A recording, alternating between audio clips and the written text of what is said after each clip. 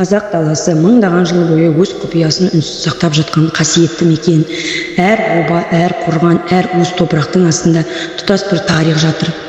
Батыс Қазақстан облысы Теректі ауданы Тақсай қорғаны. Осы жерде 2,5 мың жылдан астам уақыт бойы адам аяғы баспаған құпия мазар сақталған еді. 2012 жыл археолог Яна Амангелдіқызы Лұқпанова Тақсай қорғанын зерттеуге кірісті. Бірақ бұл жай ғана археологиялық экспедиция емес еді. Аңызға айналған дерек бойынша қазба жұмыстары басталмай тұрып, белгісіз әйел бейнесі Яна Амангелдіқызының түсіне 2 жыл бойы кірген. Түсінде ол үнсіз тұрып көне обаға қарай жол көрсетеді. Сол құпия сезім археологты дәл осы жерге алып келді. Көп ұзамай тарихтың өзі тіл қатты. Ғалымдар тоналмаған Самат Қаншайымның қабірін тапты. Бұл Қазақстан археологиясының ең үлкен жаңалықтардың бірі болды. Қаншайым алтынмен апталған киім киген, басында шошақ алты бас киім, қолында айна, жанында қола қазан, ат әбзелдері тылсымға толы жәдігерлер жатқан.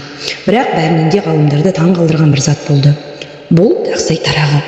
Жай тарақ емес, ағашқа қашалып салынған тұтас тарих. Онда ежелгі дала жауынгерлері мен ұлы шайқас бейнеленген. Бұл біздің бабаларымыздың өркениеті жоғары болғанының дәлелі.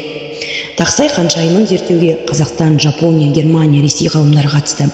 Бірақ Қаншайымның жәдігерлерін шетелге алып кетуге рұқсат берілмеді. Себебі бұл қазақ халқының рухани қазынасы, ұлы даланың аманаты еді. Ғалымдардың пікірінше бұл әйел жай ғана патшайым емес, ол абыз әйел болған, күнге табынған көшпелілердің рухани көсемі. Тақсай Қаншайымы өткеннің елесі емес, ол біздің тарихымыз, біздің рухымыз, біздің мәңгілік мұрамыз. Өткен ұмытпаған халықтың болашағы да мәңгі болады. Тақсай Қаншайымы ұлы даланың үнсіз аңызы.